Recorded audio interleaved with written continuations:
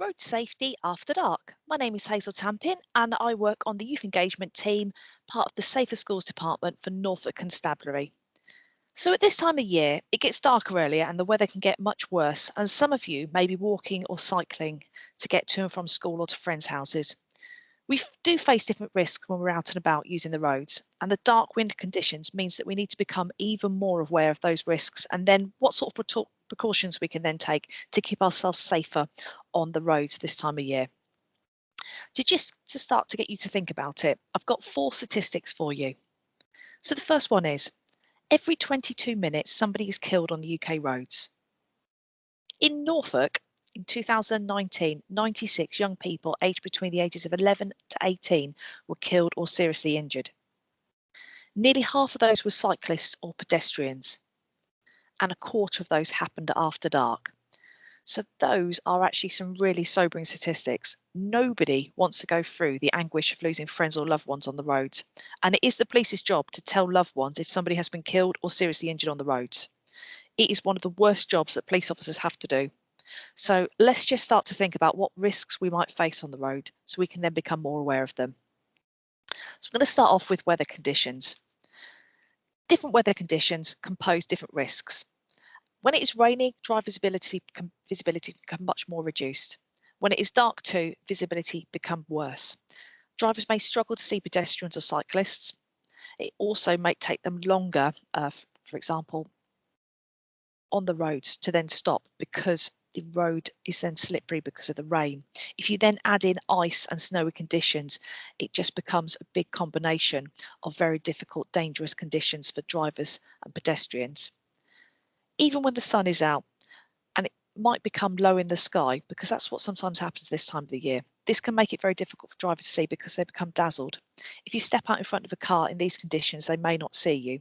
If you look at the photograph on the right-hand side, look quite closely and you might notice that there are actually 2 people crossing the road there. Bad lighting and visibility.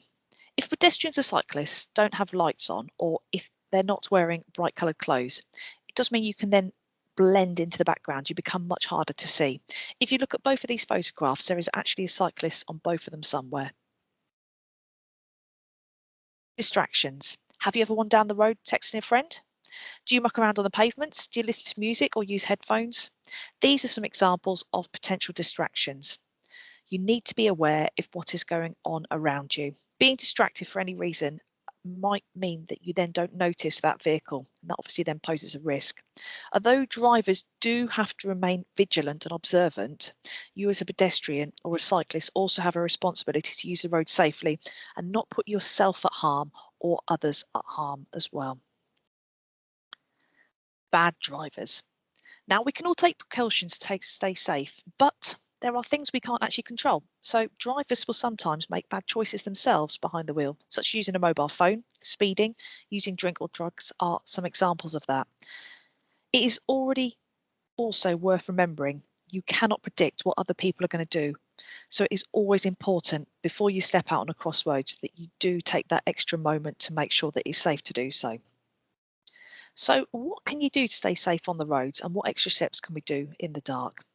First one is the Green Cross Code. We can obviously use this all the time, every single time we cross the road. It's 6 things to remember and it's very easy. So the first one is, so number 1 is to think. So you are thinking about, is this a good place to cross the road? So you're thinking about what the road is. Can you see up and down the road? Is there parked cars there? Are you on the bend? Okay, so thinking, is this a good place to cross? Stop. So you stop on the edge of the curb, not in the road. Then you look and listen. So using our eyes and our ears, we can then obviously take in all the information that we can do. We then wait, slow ourselves down and think. You then look and listen again, and then you cross that road so you will arrive alive. We don't run across the road. So think, stop, look and listen, wait, look and listen again, arrive alive. That is the Green Cross Code. It is also important to remember that even on your bike, the Green Cross Code still applies to cyclists too. So again, it is think, stop, look and listen, wait, look and listen again, and arrive alive. Also, on a push bike, you are much more vulnerable than being in a car. So please remember that you need to be careful. You need to think to yourselves, what are actually the road signs as well? Because things like road signs and traffic lights apply to you too. So you cannot run a red light. It's actually illegal to do so. If you need to use a pavement, you need to get off your bike. It is actually illegal for you to be using your push bike on the pavements. People have actually been seriously injured and killed by cyclists who've been hit because the cyclists are then using the pavements.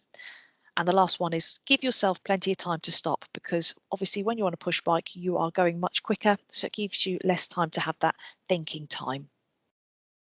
What also can you do to stay safe?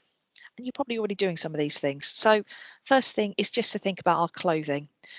So there are lots of different ways that you can keep yourself safe in clothing. So there are reflective straps you can wear. You can attach things to clothing that you already wear. If you've got nice light coloured clothes, you can pop on instead.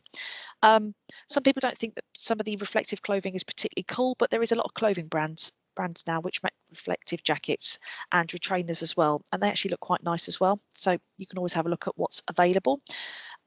When it comes to cycling, please make sure that you wear a helmet. Headway is a UK brain injury charity, and it conducted its own research on head injuries, and they say that they are reduced by up to 70% when you wear a helmet. That's a really big thing. You are out and about, obviously don't muck about with your friends on the side of the road. It is a distraction and it's not a safe thing to do. And also, going back to the distractions, on your mobile phones, if you need to text or ring somebody, make sure you stop and do that, and make sure you stop away from the edge of the road so you are far away from the curb when you do those things. If you are using your headphones or you're listening to music, you need to still remain aware to what is about you. So it's just about making sure that you do slow yourself down and you do think about those things. When you're walking, if possible, please use a pavement, because that's the safest place to be. If you're on a bike, you can obviously use a cycle path. If it is there and it is available for you to use, it is the safest thing to use. And those will be clearly marked by cycle signs that you can then use that as a cycle path. If you're thinking about cycling home and it's dark and you've got no lights and you've got no reflective stuff, then just walk home, push your bike home or get a lift, okay? And the last one is shortcuts. Please don't take shortcuts along dangerous roads or places where there are no footpaths, particularly in the dark. These are not safe things to do. And sometimes you might want to think about planning your route to and from a destination as well. So where is safe to cross? Things like zebra crossings as well. Do you need to take a torch? All right. You might have to think about some of the things that you might be doing as well.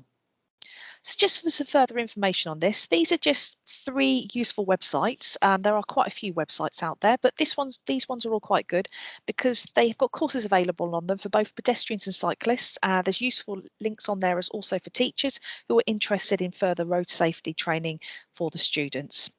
So thank you very much for listening, and please do stay safe out there.